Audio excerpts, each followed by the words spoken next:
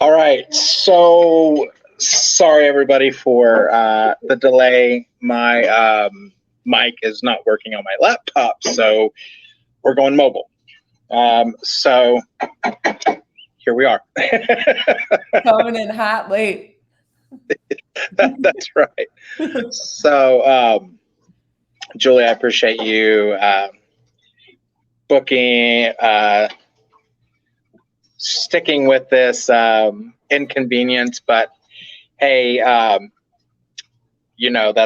the wonderful part of technology, right? Right. The world of tech. Here we are. Yeah. All right. So, Julie, why don't we start off with kind of what we talked about yesterday, which was there seems to be a lot of there are a lot of teachers that are struggling on transitioning out. And so they are, there's so many of them out there that are saying things like, I have applied to so many roles and things like that, and they're just not being, successful. So why don't you kind of talk about like the whole networking aspect? Because I think that's the first part that we really kind of want to hit. How did you hit on networking? What made you so successful? Yeah. And once again, Jennifer, can you comment again? Are you able to hear? Oh, she can hear. Okay, cool. So what did I do for networking? Yeah. Well, so in the beginning, I was applying. I was never applying like a lot, like 200 applications or anything. But I wasn't hearing a lot either. So then I realized I'm going to go the LinkedIn networking route because I realized nobody knows me at any of these companies, right? So I started really just connecting all over LinkedIn. And what I did was I joined webinars for CS folks because I went into CS. I want to go into CS. Obviously, got a job in CS. And then I met people through that webinars. So I think it was the Grain, Grow, and Retain office hours. And then, one of my first networking calls was from a girl from that call. And then from there, each call, I would find people to connect with beyond that. So I think it's important to connect with people inside of that field. So like I wanted to meet with people who are in customer success. I wanted to ask them questions because they were living it and be in that community. I also, that was my main focus. Then I also like connected with other people from other businesses as well and just tried to follow businesses because I think one of the things that's hard too is narrowing down like companies that you want to look for because there's so many and it's like, where do you start? But and then how did I network out? How did I outreach on LinkedIn was I would send videos to people or I would send audio messages. And I wasn't just directly asking people for time. Like I was just trying to find a way to connect with them and get a conversation going. And then eventually I would, hop on a call with them for a Zoom meeting or whatever. So when and I'll kind of talk about my experience here in a second. But how did you figure out? Because this is kind of another common like theme that we're seeing is kind of the pray and spray method, which is I'm just going to like hit everything I can, and by sheer numbers, and of course we know the only thing that really counts in that is horseshoes and hand grenades only counts as when you get as close as you can. So how did you figure out where you wanted to go? Because that's where another thing that I see a lot of them coming in with is like, I would be so good at everything, I can do anything, and so there's this really unstrategic approach to this job hunt. Yeah, I want to be a marketer, customer success manager, product manager. It's like no. So I think one of the things, and I think the best strategy you could do, and I didn't do this right away either. Like in the way beginning, I was like applying to recruiters, applying to just random things I thought looked good, aligned with my skills, and it wasn't obviously doing anything. So I think if you can, before you even start applying, because I think what people do is they start freaking out and they think they need to apply to so much because that they think it's like they're making moves, right? But really, I think if you take time to think about what you really like doing in education and what are the skills that you have that you really want to use in another job, and like take 5 to 10 minutes, just like dump that on like a piece of paper and then figure out like, okay, now go research different types of job roles. And then there's Anna Murphy's, all of her like YouTube videos, go watch those and figure out what these jobs are all about. Then see how they align with those skills that you have or whatever seems interesting to you.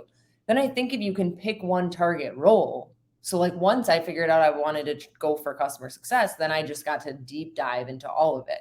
And one of the reasons that I wanted to start networking too was like I thought about the jobs that I had got as an educator, and like I knew someone in the school, right? Like I had connections. I had zero connections in business. So I'm like, how am I going to do that? Well, I'm going to have to network on LinkedIn.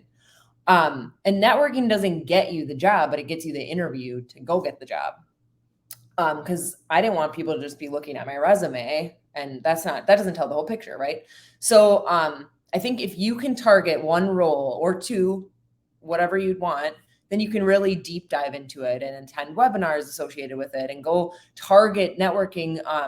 Be strategic about your networking, go target people in that role, and then just really uncover what that role is, like really learn about it. That's where I knew the most about CS, is when I went and got on networking calls.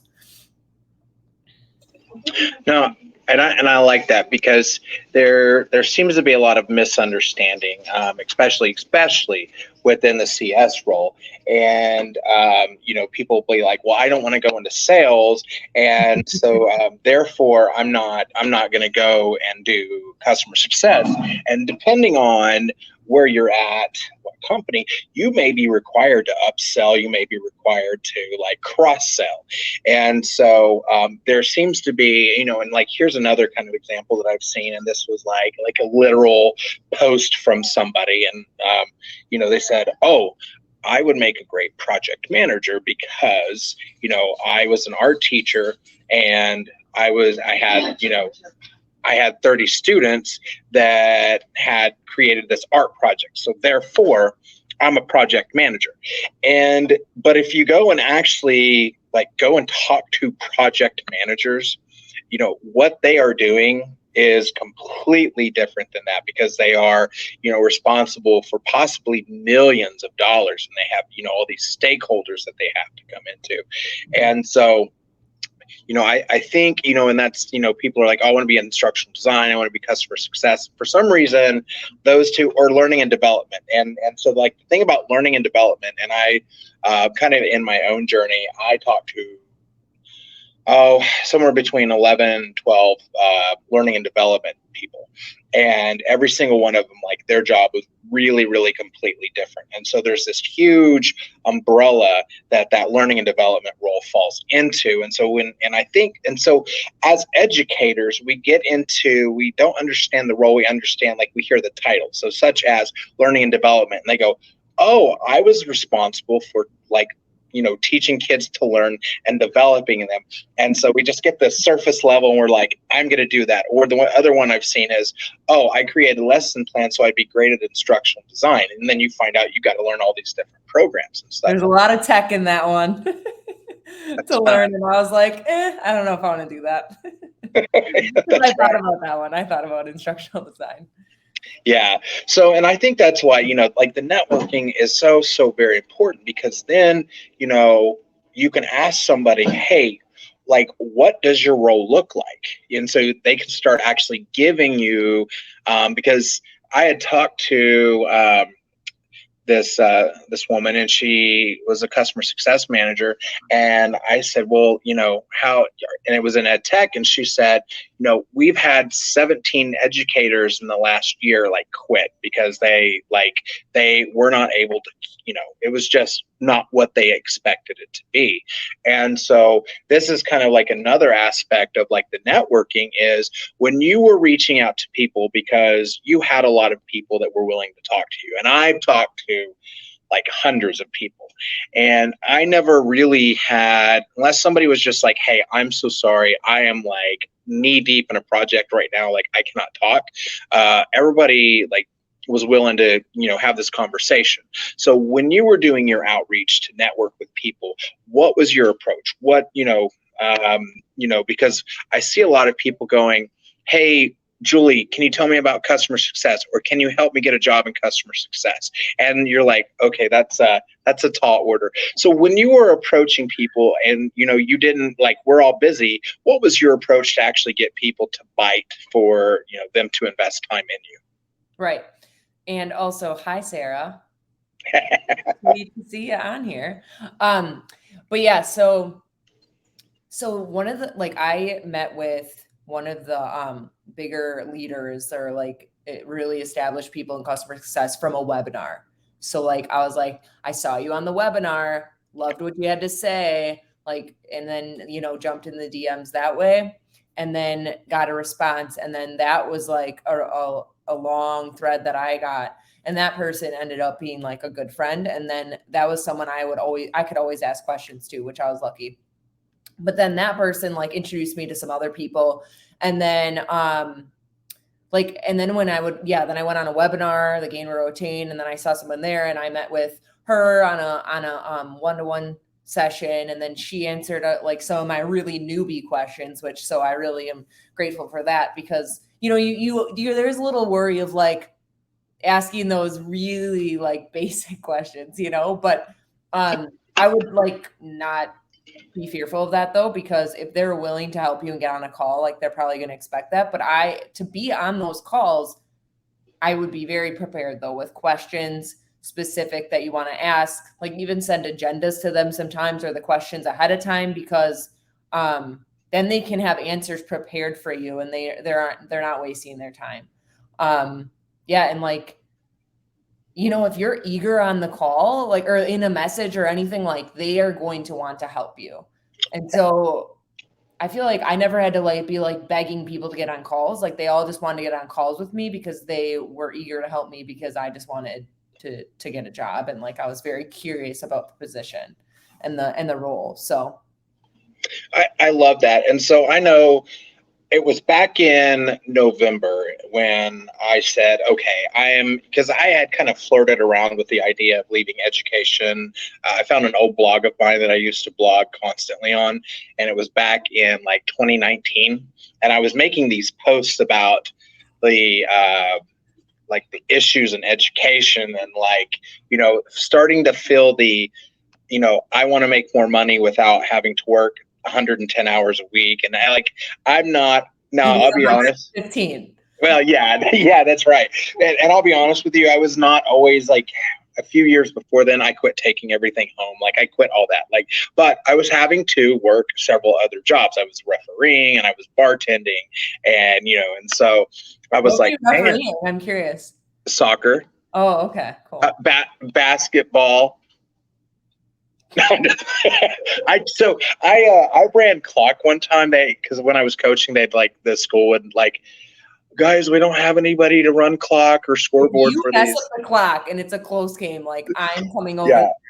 And so the funny thing is, like, I was never like, basketball is one of those sports where it's like, I think it's cool. Like I like to go watch live games, but I've never been one to watch it on TV. And so like, I'd never really, so anyway, I'm running the clock, and I didn't realize you're supposed to stop the clock all the time. And so they're like getting so mad at me, yelling at me, totally stop the clock. And I had never worked. Yeah, I'd never worked a clock inside. I'd run like a clock on a scoreboard, so we had this big setup, but I'd never run one for a basketball game. So like, I can't even find the stop button, and the referee's yelling at me, and the people, the parents are yelling at me, and the players are yelling at me. And then then you get really nervous because everybody's like, yeah. And you start sweating, and you're like, oh my God. So yeah, that was my first and only time I ever ran the clock in basketball. I got to this year, and I was like, I'm done. I'm just done. I'm done. And so I got onto LinkedIn, and like my very first post was, Hi, my name is Josh. I'm a transitioning teacher. I think I want to be a corporate trainer. Are there corporate trainers on this platform? Can you connect with me? And like, of course, I think it was seen by like 13 people, like, it was all crickets. But the biggest amazing thing for me was I thought for sure I was going to know what I wanted to do. Because when I went on Indeed, the only thing that I could really, so I could be a secretary. All those don't pay very much either. Like, and so I remember I'm on LinkedIn and the cursor's blinking there in the jobs, and I'm like, I don't even know what to type in here because, in education, we're so insulated from like everything that's out there. I was like, well, there are architects. Oh, marketing. Cool. I can't. Yeah. So I just started like just looking at all these job titles. Right. And that's how I started going, well, I wonder what a customer success, that sounds like customer service. I'm not sure if I want to do that, but let me go talk to him. And so, so I would, for my approach was I would get on there and I would say, hey, I'm Josh. I'm a transitioning teacher. I noticed that you're in customer success. Do you have 15 minutes to answer what does your day-to-day look like?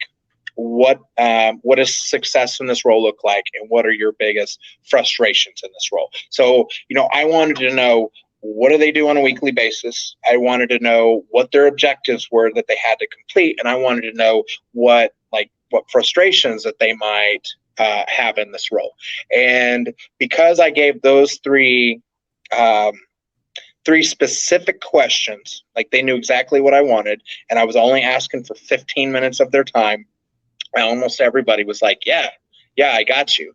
And what was even more amazing was, like, we'd hit that 15-minute mark, and as we're talking, like, they weren't like, oh, I gotta go, and so, and then you start and then you start building up the number of people that you're connected with, and so then you start following them, and I started interacting on their posts, which then led to like, more and more conversations. But I must have, I interviewed people in instructional design and project management and product management and UX design and customer success, customer service, marketing, at various aspects of marketing, sales, like just all these different areas, because I wanted to start narrowing down. And some of the problem was, like, I was like, oh, so many of these roles sound pretty cool. I think I want to be a customer success person that sells while recruiting people to do product yeah. So, and so some of that, Jillian, I think you would agree with me. Some of that involves like realizing, what do you actually enjoy doing? And so I knew for me that I enjoyed talking to people. So when I would talk to instructional no designers, way. That right? I know it's weird, right? When I talk to instructional design people, a lot of them were like, yeah, I don't really talk to too many people, and then I hand it off and I'm like, oh, okay, well, I don't, I want to be in a position where I get to talk to people. So I thought of that too when I was like doing instructional design. I liked the creative part of it, like, like the tech stuff. And I thought that would have been cool, but I didn't know if I wanted to spend all that time learning it. Right. But then I was like, do I really want to be like behind the scenes for all the time? Yeah, so that was my thing too. I want to just quick and touch on that, engaging in the comments. Some of like Erica Virel, she has the Onboarding Matters guide that she just put out, which everyone should download if you're going to be a CSM. I engaged in her comments, I think, a while, and then we got on a call together. So I was interacting with her posts and her content, and then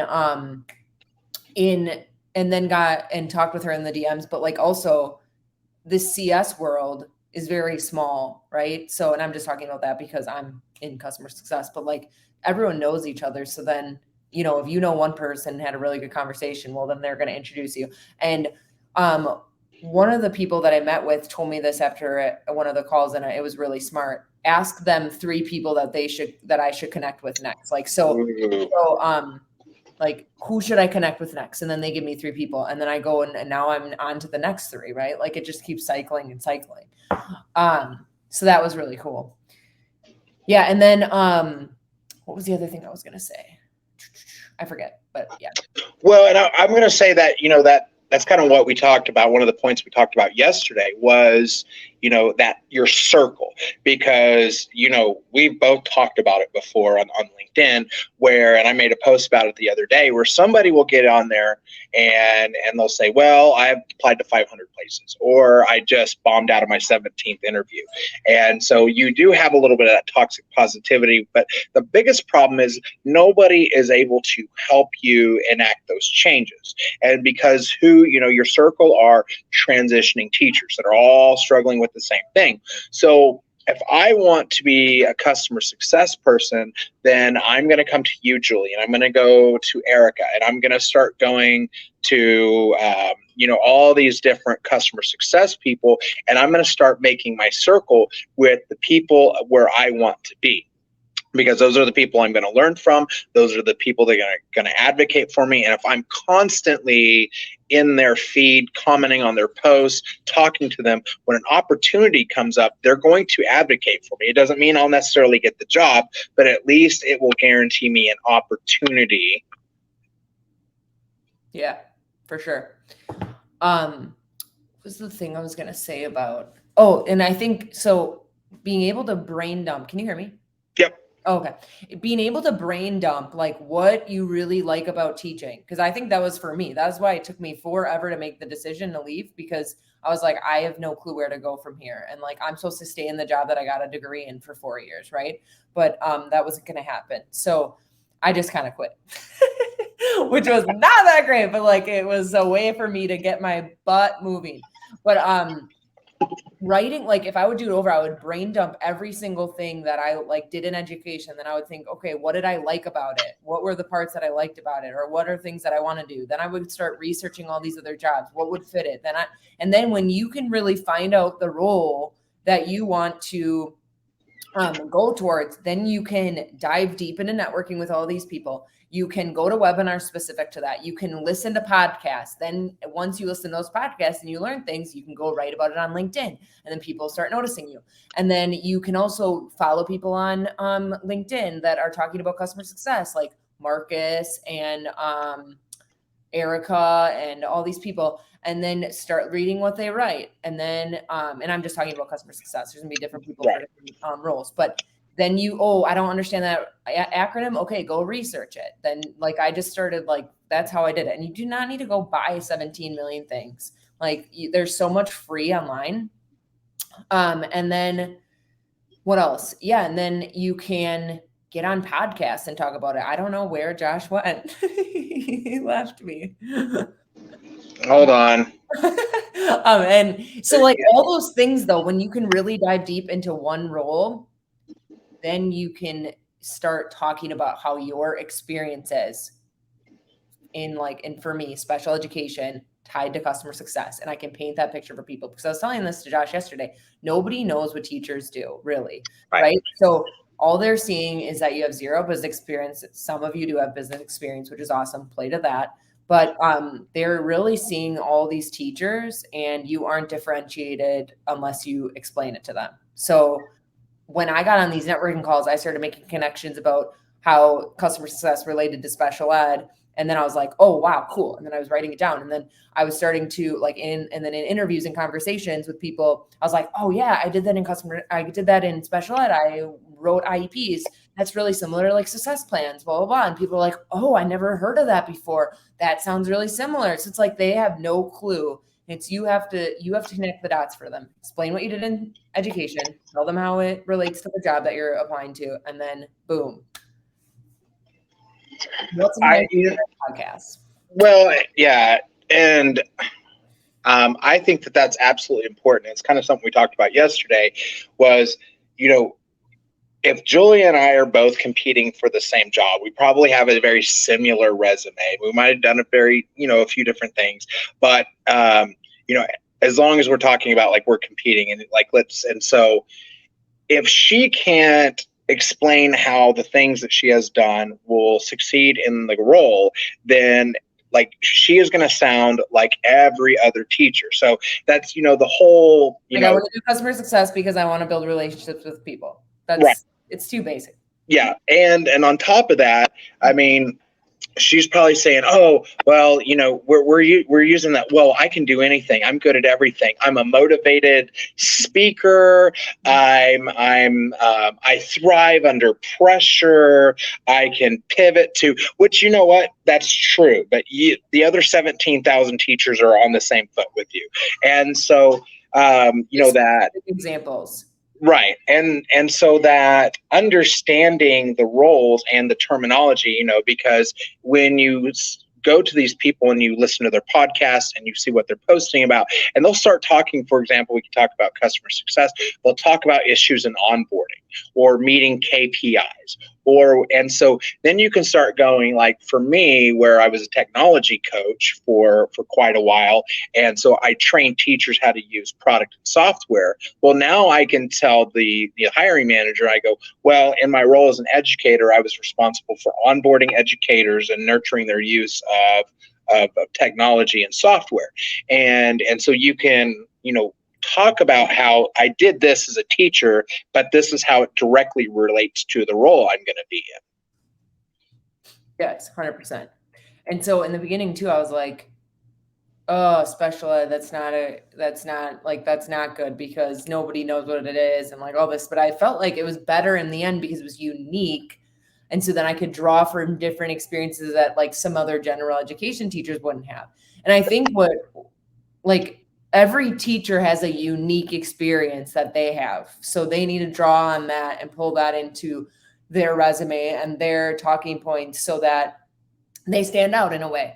And like a lot of people, this is how I got really good at telling my story too, because I went to all these networking calls, but then also like in interviews, they're always like, well, so why success? Or they're going to be like, why sales? They're going to be like, why marketing? Right. Yeah. And then I like crafted like my story of why I love success. And then I think if you can really engage and tell a good story with that, which whatever role it is, people are going to want to keep listening to you. So Sarah asked, we brought that like the podcast. I can say, sorry, since I've been so engrossed in the marketing aspect of it, and that was another thing was I was like, okay, I'm doing this internship in marketing. I want to know all about marketing. So like a lot of my connections are in the marketing, but so like I follow like the State of Demand Gen. I follow Mason Cosby's The Marketing Ladder. And the cool thing about Mason Cosby's The Marketing Ladder is that he interviews marketing leaders that hire people with really no experience in marketing, because most of the people he interviews in marketing got in there as career changers with no experience in marketing. So so this is kind of interesting. I connected with Ronan a long time ago in the beginning, and I commented on one of his posts. So again, just commenting on LinkedIn posts gave me so many opportunities. Barely knew him, and he commented back like this CS resource, and I can give this to anyone who wants it. That was like all these podcasts, all these books, all this stuff that was related to customer success. It was just literally like a hub of knowledge. And so that was awesome. So yeah, there's a bunch of podcasts on there. There's Gain, Grow, Retain. Like there's just all these podcasts, all these books. So I can share that with whoever. I can share that with you, Sarah. And then what did I like this little chat icon's like covering the chat box, but it says, what does Jeff say? Hey Jeff, how's it going? Yeah, so Jeff asked, and so Shannon, I know I hate it when that cursor is like yelling at you. I'm gonna move this. How have you done it, and how does that translate to value? Yeah, for sure. Was that a question or was that just a comment? Yeah, that was a question. You said, okay, so communication and empathy, but how have you done it? And how does that translate to value? So, I mean, I think empathy is all over the place as far as, this is an interesting question because as teachers, we have to be empathetic, But on the other hand, like in the customer success side, you have to have that empathetic listening to understand the pain, the frustration of what the customers are going through, to understand what they need for success. In sales, you have to have that. You have to put your self in that buyer's position to, like, have Same with empathy. customer success too. Yeah. Marketing, you have to understand what the potential buyers and what their pain points are so you can market to them. So, empathy, it kind of goes to the heart of everything. Mm-hmm. Yeah. And like one of the things in customer success, and I'm just always going to talk about this, so sorry if not everyone's the customer success, but when I would talk with a kid who's having a difficult problem, I'd had like to uncover why he had that issue, or like talk to other teachers and like ask a bunch of questions on like the root reason on why, like what was happening in the problem. And like, that is what you have to do when a customer buys. They're buying for a reason, and you have to like figure out the main reason why they bought. Then you're making goals and tracking that along the way to make sure that they're getting value from why they bought your product. So very similar that way. Asking the right questions is super important. And if you can ask really good questions, like when you're doing networking, there's a way to practice that. You're facilitating meetings kind of when you're doing networking as well. So you could speak to that in your customer success interviews.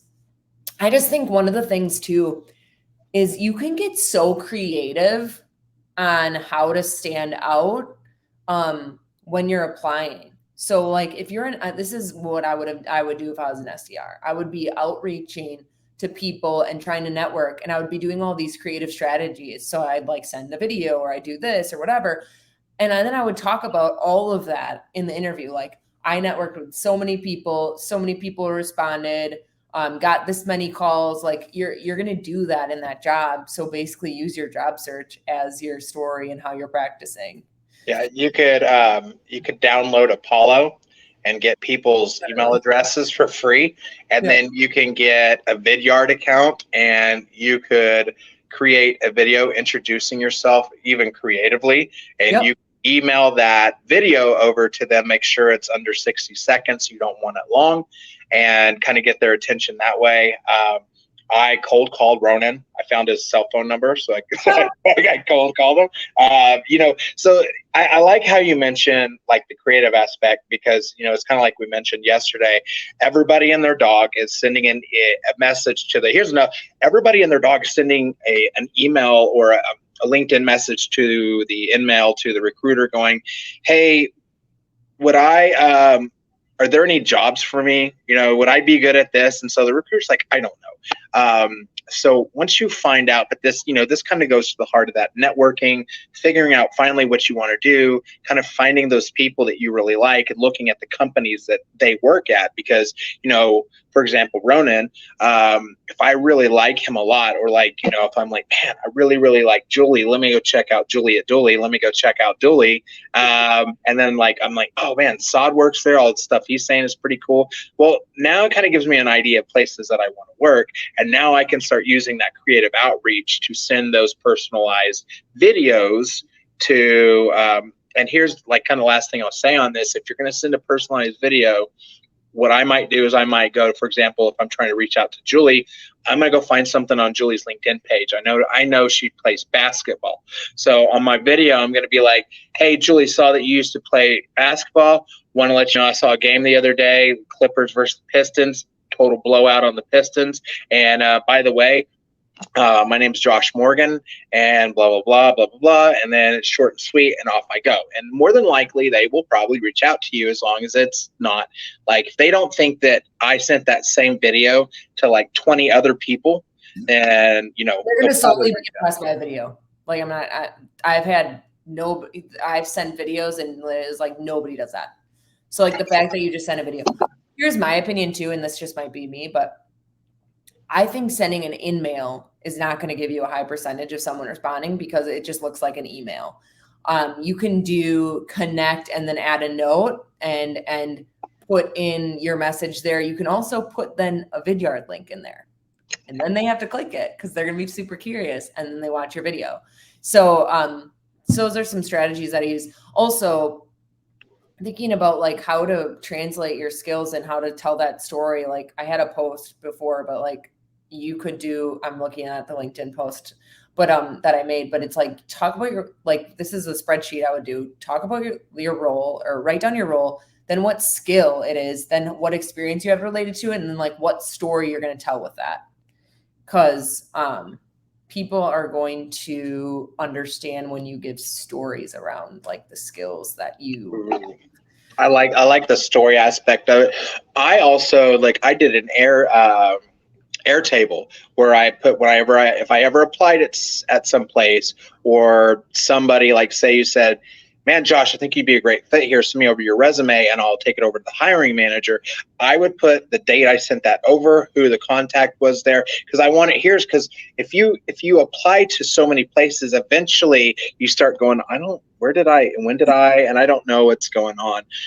So Jennifer, I can only speak for myself, but I did podcasts while I was driving to and from work. And then on the weekends, I would listen to it like while I'm cleaning the house and things like that. I didn't do too many webinars. But as far as networking, I tried to, I tried to respond to at least 10 posts a day, 10 people a day. And I found I could get that done in about an hour. And so for me, I treated this almost like a part-time job. And so I tried to network with at least 3 to 5 people every single day in specific roles. And that's how, I mean, it's a lot of work, but it pays off. I did a lot of networking. Yeah. I did a lot. I also didn't have a job, so I know that's different scenario for most people. You're not going to network you're not going to have 6 networking calls in a day like I did. And they are able to do that. But then you just be more strategic on like who you're networking with. But I think I learned the most from the networking calls. And I think the best part about that is that, and yes, I know it can be draining because you're working all day, but they're living the role, right? So you can read, like I took the Success Hacker course and you can learn all that and it was great, but it's like, it's not reality sometimes. I had a conversation with someone about that who was like big in CS, and I was like, that is a really good point. So I think you can read so much about everything, and then at some point you're like, I just need to go do it. That's kind of where I was at the end of mine when I was like getting a job. I was like, I've done all my work, I've done all my research, I've done a lot. I just kind of want to put things into practice now. But I think the networking calls are where it is, because there's, like you said, there's so many variations of CS. Like some people have to upsell, some people have to do more like the training stuff, but some big orgs have like trainers, so you don't have to do that. And then like they may have a whole onboarding team, and then you're just more of the strategy after. But like in a startup, you'll have to do a lot more. Like it's just however the organization's organized, and the company's organized. But you'll learn more about that when you talk to everyone who has a job at CS. Yeah, if I could start it over as I'm thinking about it, I would probably, do the brain dump on everything that I enjoyed about teaching. Whether it was, if I'm like, teaching's fun, but in my next job, I don't really enjoy like talking to people, like being in front of people. Well, that crosses off. If you don't really want to spend time creating things, that crosses a lot of things off. So you can start and then from there, I mean, I would so once you get it narrowed down to that 3 to 4 roles, then bless you, I would go talk to a minimum of 10 people in each role. And then you'll get a very, very good idea of, you can get it narrowed down to 1 to 2 very quickly. Yeah. And I think if you're teaching full day, and your goal is to like get on 1 or 2 calls a week, like that would make a lot of sense. Also, I think if you could do more of the commenting on LinkedIn, I think that would be better use of your time, because and then that way you can try to like build relationships that way and then get in the DMs. That probably will be a better strategy for you than getting on a ton of calls. So you just won't have a lot of time. Courtney, if you will message me, I will upload this to YouTube. here in a day or two, and Okay. then you can watch it all you want and go back through it. And Julie, I think that's a super important point, because once you get somebody called it the 10-5-2 method. I thought it was pretty good, which is like 10 people's posts, talk on 5 people's posts. So you're responding in the comments, and then send 2 connections a day, which I would send a whole lot more connections than that. But at least as Julie said, the magic happens in the comments, and she has said that many, many times, and it's so true, because the people in the roles that you want to be in, they're responding to people that are also in the roles that you want to be in. And many times those people might be hiring managers. And so you start, saying, if it's Julie, I'm going to go, and Julie makes a comment on the post. I'm going to go, man, Julie, that was awesome. You said that, blah, and I'm going to tell her why. And then I'm going to follow her. And then after I've made a few comments on stuff I'm going to hit her up and go, hey, Julie, blah, blah, blah. And then we're going to chat. Now I have a connection. Right. Here's an example of one too. There was a sales guy that had a post about, I'm about to hire a teacher. I love their skills that they possess, like all this stuff. And I commented on their post, and I was like, wow, I just really want to know what you love about teachers that's making you want to hire them and whatever. That person sent me a video in my DMs. Then I sent a video back. And that guy was like, oh, hey, I love your energy, and I love what you had to say, and I love that you responded with a video and all this. And then let me introduce you to our CEO. And so it's literally me just being curious on a post got me so much opportunity right there. Yeah. And that will and so Carrie, these tips that you're getting, so Carrie said full-time teaching, part-time job, and a job search. So Carrie, here's what I'll say, because I'm a little crazy. So I was teaching bartending. I was running an interview series where I was interviewing women in leadership. I pulled 64 interviews in 40 days. Yeah. That is nuts. Yeah. And so I get it. I totally get it. So when I talk about, at least from my experience, Julie had a little bit extra time because she was homeless and unemployed. And so she be a garbage truck driver. Yeah, that's what I told. No offense, not anything bad about them. I'm just saying, I was about to hop on any job at one point. I told my wife, I was like, I'm just going to become a school custodian next year, But I love them. I miss my custodian. But no, here's the fun fact about that. I was trying to get side jobs. I was trying to get a job at a restaurant or a job in a clothing store, and I couldn't get a job. It was just the weirdest thing. I was because I'm supposed to be networking with everyone on LinkedIn, I guess. Yeah. So if these tips, really honestly, and that it goes back to the network. The more intentional on networking, the more,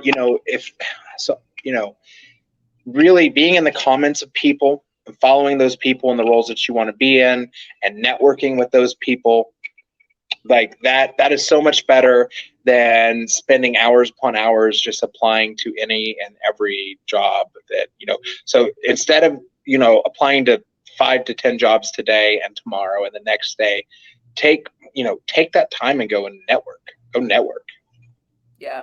To touch on the resume, I had spent a lot of time translating the keywords and all that. And I was so annoyed by it by the end of it. Just wanted to imagine me just sitting there ripping it up and chucking it. That's kind of how I was at the end.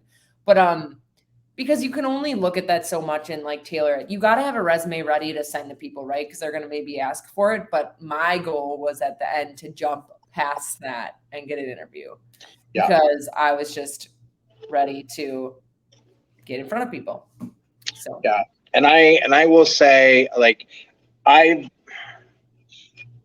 pretty much have the same strategy Julie has as far as the networking and stuff. And I will be the first one to tell you that, I've had to turn away people, and I know this sounds crazy, but I've had to turn away people offering to interview me because I just don't have time. Like I'm so, I mean, so. But where's Eddie's crown? Like, right?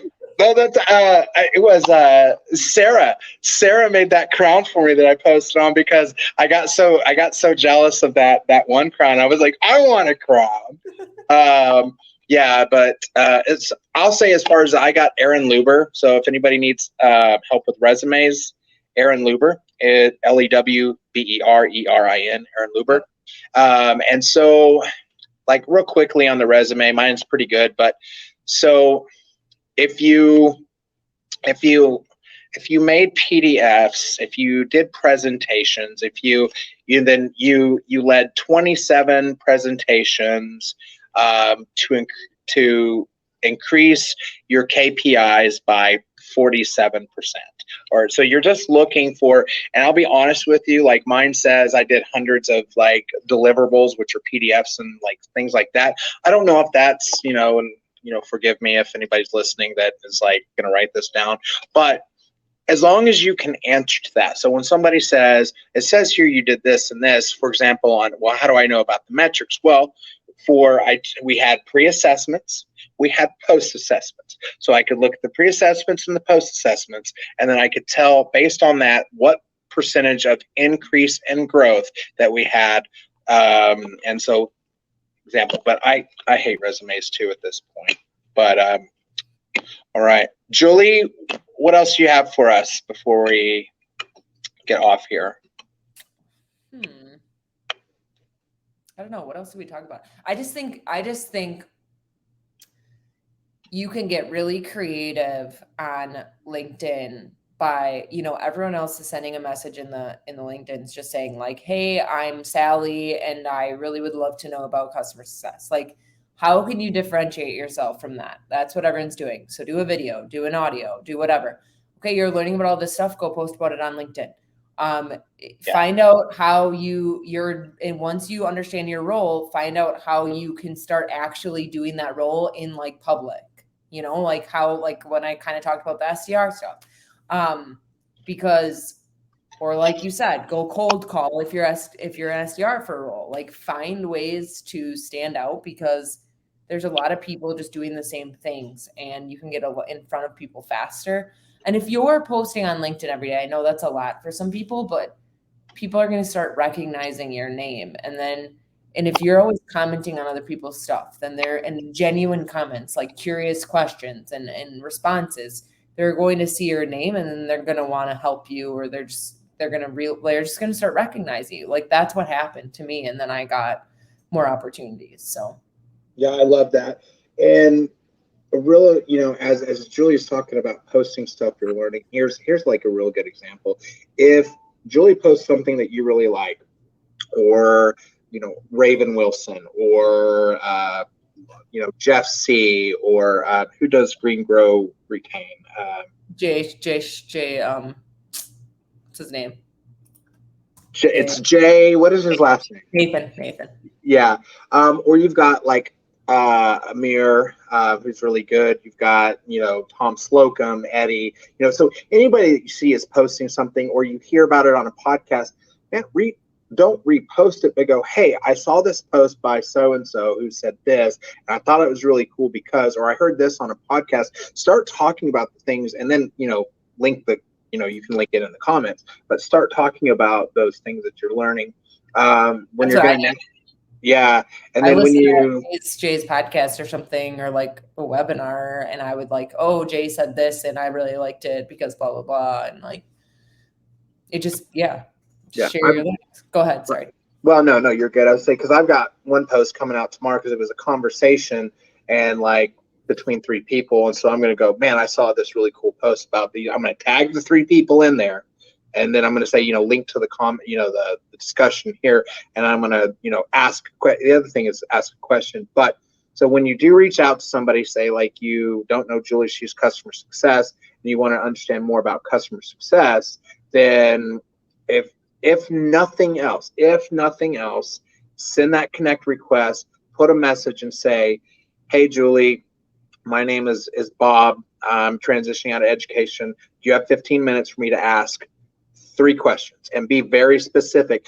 Because, and Anna said this, she said, I stopped responding to people because they would just be like, hey, I want to understand about marketing. She's like, I don't have time for this. So when I sent a message to Anna, I said, hey, Anna, transitioning out. Do you have 15 minutes to answer what your day-to-day looks like, what, success in this role looks like, and, what frustrations you find with this role? And she's like, yeah, I can answer those 3 questions, no problem.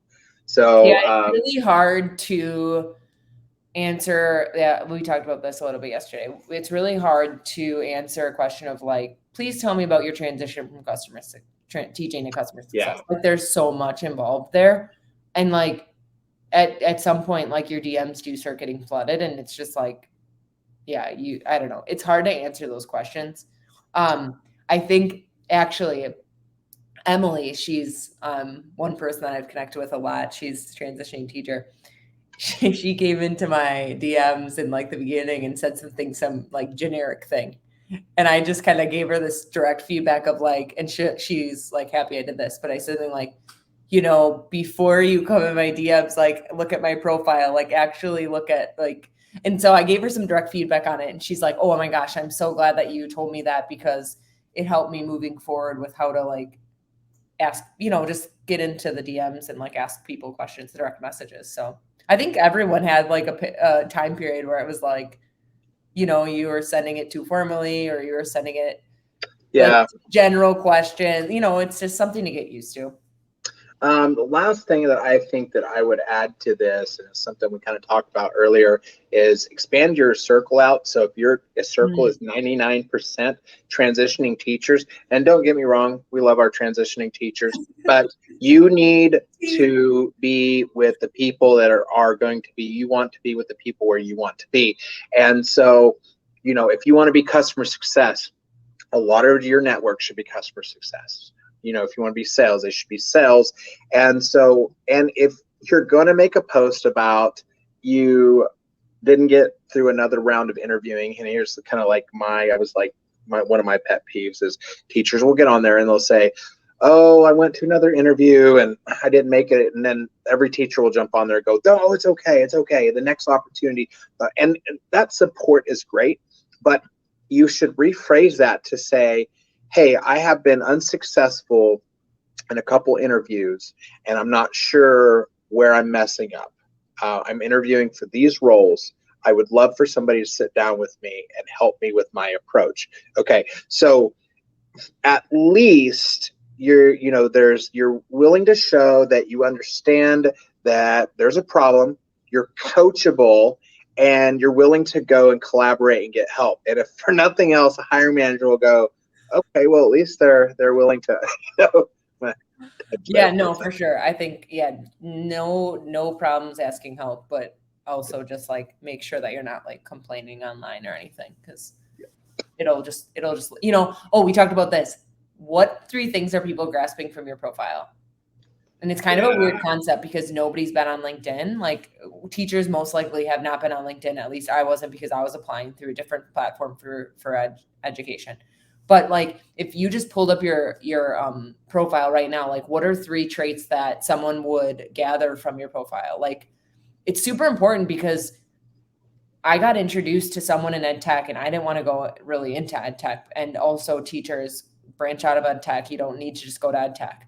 And that's just my little, but someone introduced me to someone in ed tech, and this guy is really busy. I'm guessing he's like customer success leader, manager, team lead. And he took the call because he was like, oh, I looked at your profile and I liked what you were showing and like your energy or whatever. But also, like, I saw that you're an athlete. Like, things on your profile are important, and people are looking at them and they are going to have an impression of you, which is kind of lame, but also good at the same time. No, I love that because, Julie there's a lot of, like, if you go to her profile, she has a lot of positivity. She's very encouraging. and she's about success. Like she wants other people to have success. And you also can see that she was an athlete, so you can take that she has a drive and stuff. But if all Julie had on there was failed another interview, I'm not getting, and then this, so that it does kind of bring that either positivity or that negativity. So definitely make sure it has a good first impression. But, yeah, and it's definitely your first impression, right? And your profile picture too. I had this kind of lame profile picture for a while, and people are like, "You got to switch it." I'm like, "It doesn't matter." But yeah, it does. And I'm like, "Oh," but anyway, if you obviously everyone has emotions of highs and lows, and you want to vent because you're so annoyed and all these things, but go do it in a group that you have on LinkedIn. We had a group that we were in, and we would rant in the group, but. It's definitely healthy to vent to people, but just don't do it on LinkedIn because it may not get you an opportunity then. Yeah, cool. All right. Well, we appreciate everybody on here. Some great questions. Julie, do you have any parting words for us? It's a roller coaster ride. Just keep going. You got to just keep showing up every day, even if it's really hard some days. Absolutely. All right. So if anybody wants a copy of this, let me know. I'll put it on YouTube so that you guys can watch it over and over again and get all the great wisdom of Julie. And Josh. Yeah, well, that's what, that one we were doing that live, and they were like, "Oh, I was like, no. I'm tired of everybody pumping Julie up. Oh, Julie. It felt like the Brady Bunch, Marsha. I was like, we need to drag her down. But yeah. All right, guys. Love y'all. Have a great night. See ya.